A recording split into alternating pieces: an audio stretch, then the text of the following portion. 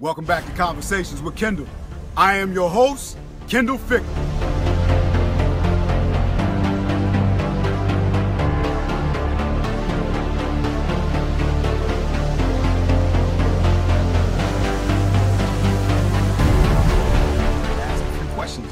So the first question I want to ask is, are you where you want to be in your life? Today, right now, today, are you where you want to be in your life? Is your relationship where you want it to be? Is your business where you want it to be? Is your education, your career where you want it to be today? Is your life everything you need it to be right now?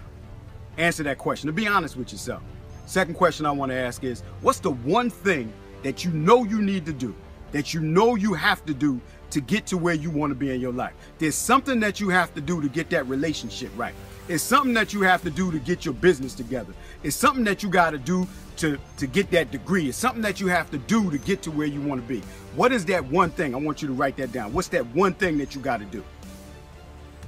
All right, so my last question is, on a scale from 0 to 100%, from 0 to 100%, how much effort are you putting in to get to where you want to go? How much effort are you putting in to get to that next level? How much effort are you putting in? Are you putting in 100%?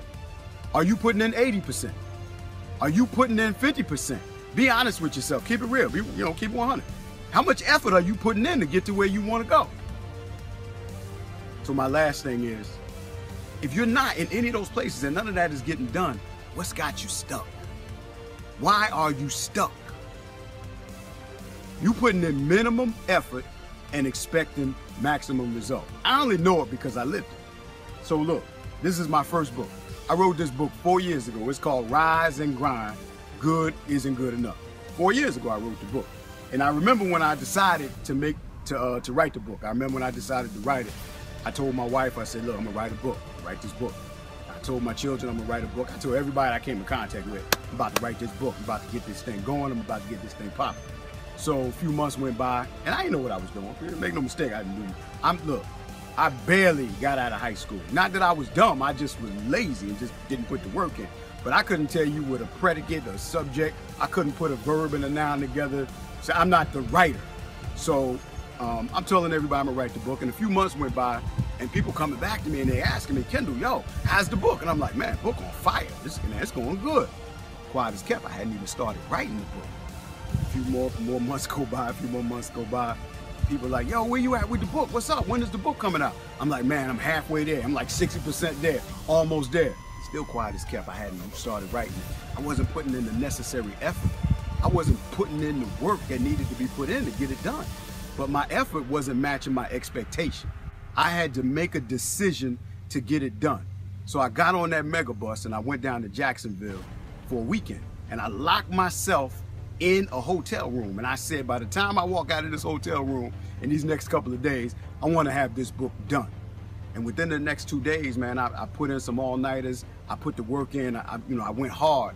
And by the time I walked out of that hotel room, I had this book done. It was complete. Only because I put in maximum effort and I got maximum results. So when you don't put the effort in, you won't get it. And then from that day on, I've been putting in that effort in everything that I do. So now, 4 years later, this is my 4th book. Your work has to match your want, because now I put in that maximum effort. So one of the things that got you stuck, one of the things that has you not where you want to be, is because you're putting in minimum effort and expecting maximum results. Put in more effort and your results will go up. One of the other things that got you stuck is fear. You're scared. You're afraid of everything. When it gets hard and uncomfortable, look, it's really not hard. It's just uncomfortable. But you got to get comfortable with it being uncomfortable. Say that one again. You have to get comfortable with it being uncomfortable. But every time it gets hard, every time, when you don't know how it's going to turn out, you get afraid. And trust me, I know, I've been there. I've been afraid. Man, every time I stand up to speak, every time when I sit in front of a camera, I'm afraid. When I talk to somebody one-on-one or a group of people, I'm afraid. But in order for me to conquer my fears, I got to fight. You got to fight. It's a story. I'll tell you, so I heard a story a while ago, and it was a young girl, and she was trying to overcome her fears. She was trying to get to her next level in her relationship and in her business. And she sat down and had a conversation with a wise man. And the wise man told her, You know, you can get past your fears, but you have to trust that you can do it, and believe that it's already done. He said you gotta trust that you can do it, and believe that it's already done. So one day the young girl decided to go for a walk, and she was walking down the mountainside. And as she was walking, she saw in front of her in the distance, she saw a bear. So immediately, like any of us, fear jumped up in her, and she got afraid, and then she was about to turn around and walk away, but she heard the wise man in the back of her head say, trust and believe. Trust and believe. So when she heard that, she said, I'm gonna keep on walking because I trust that I can do it, and I believe that it's already done. So she started walking towards the bear, and the bear started walking towards her. But she got a little fearful again, but she could hear, trust and believe. Trust and believe. So she went on a little further, and the bear kept on coming a little further. So she stopped, and the bear stopped. And she heard the wise man in the back of her head again, trust and believe. And she really just girded up her loins, and she decided to fight this fear, because now she trusted and she believed.